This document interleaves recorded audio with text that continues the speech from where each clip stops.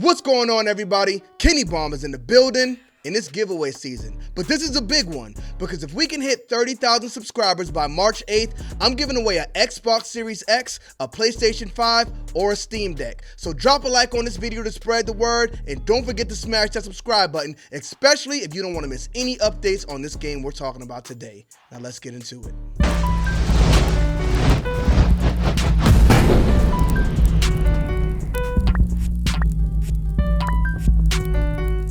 Man, boy, they coming on.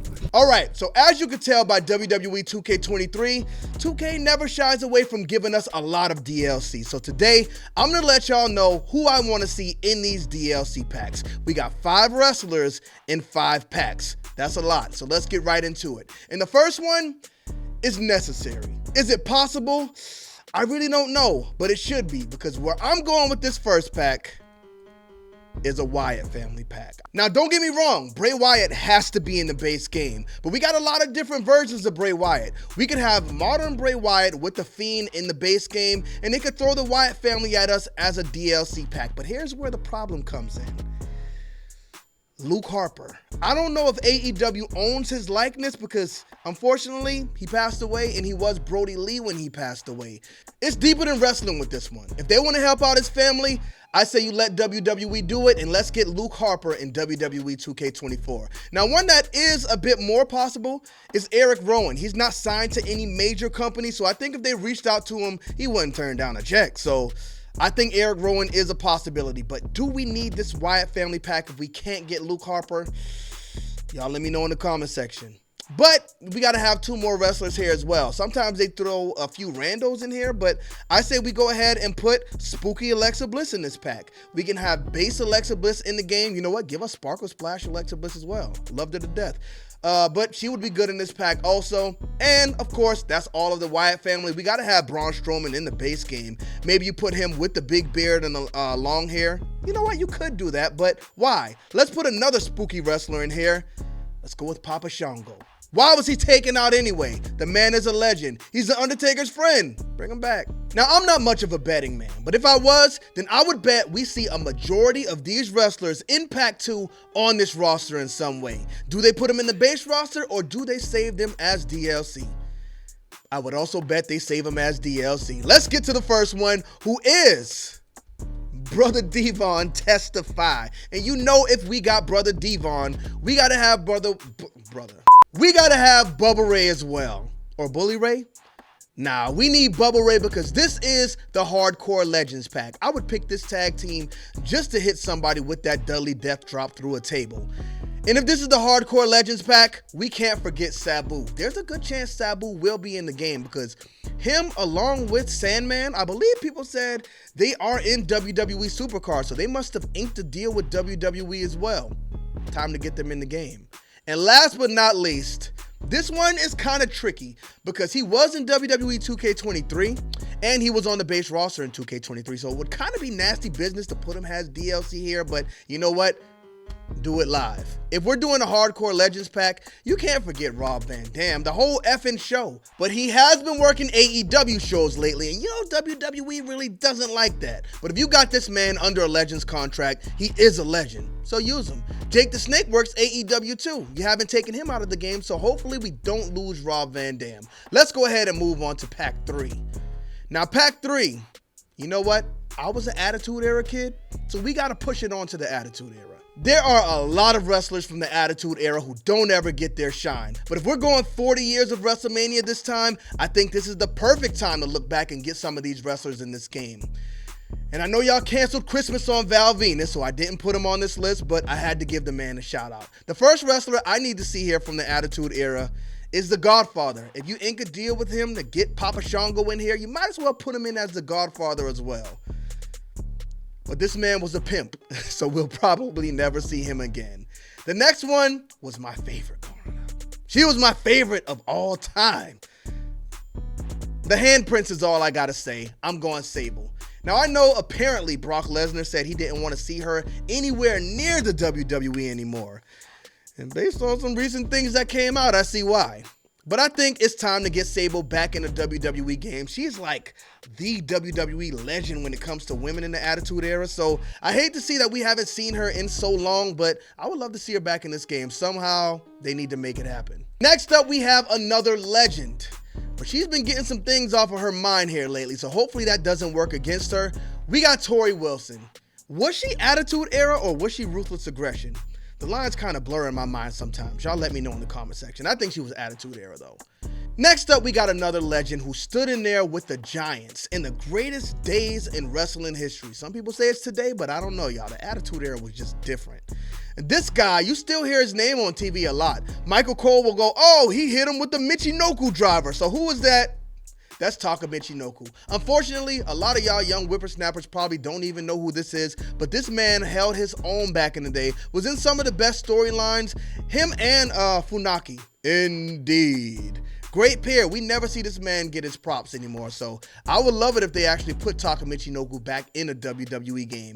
Everybody uses his moves. Let's give the man his love. And last but most certainly not least, we got D'Lo Brown. Criminal. Just criminal. Why doesn't D'Lo Brown make it in these games anymore? If he's not under a Legends contract with WWE, why? Everybody's not going to be a WWE champion, but as you can see, the man has the Intercontinental strap around his shoulder. He wasn't a scrub. D'Lo Brown helped make The Rock who he is. If you look at The Rock, there's some D'Lo Brown in there. Man is criminally underrated. Everybody was in school shaking their heads like D'Lo Brown. So come on, 2K.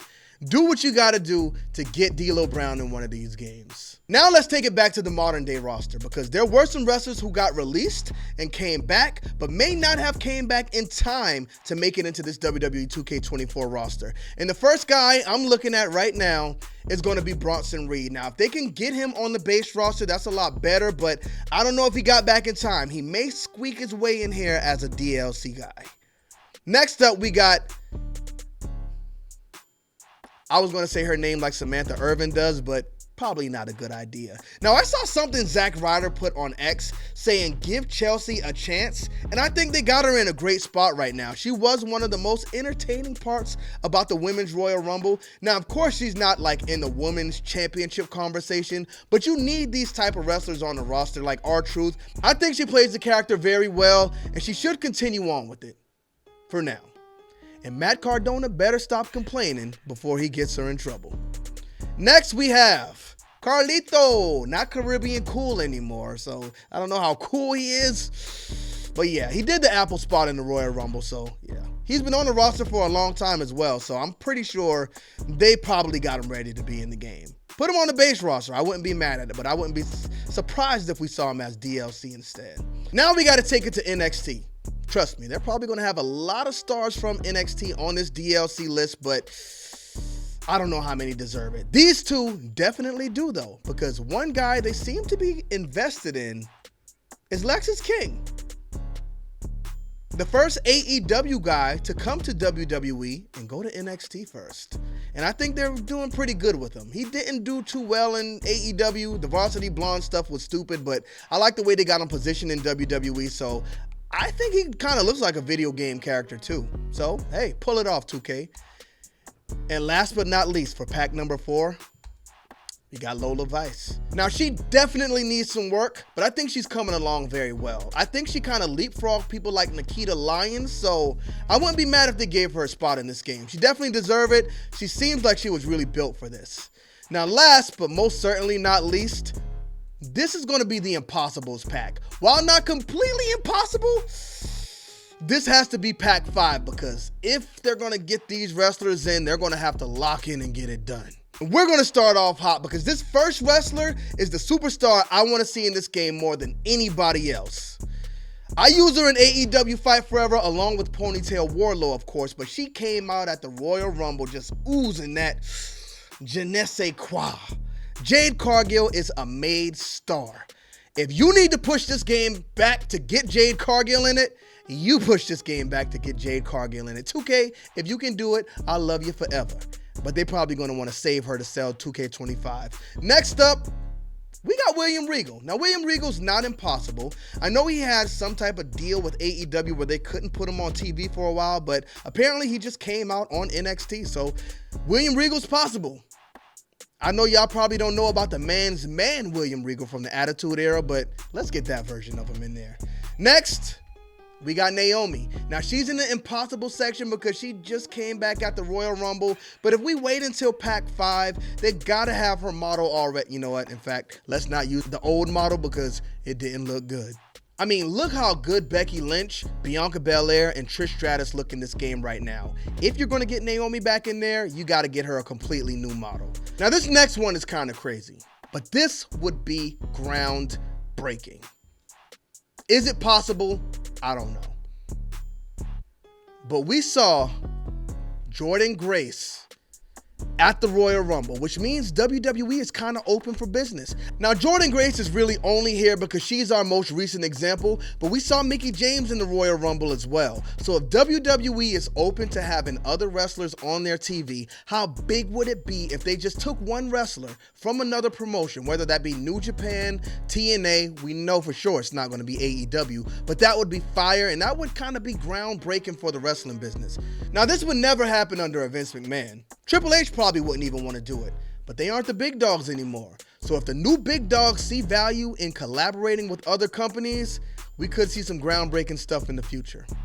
But last but most certainly not least in this DLC pack, I'm sure y'all know, it's CM Punk. Am I a fan of CM Punk? Not necessarily, but you guys love him. And based on the numbers he pulled when he came in, I wouldn't even be surprised if they get CM Punk in this game. But those are my DLC packs.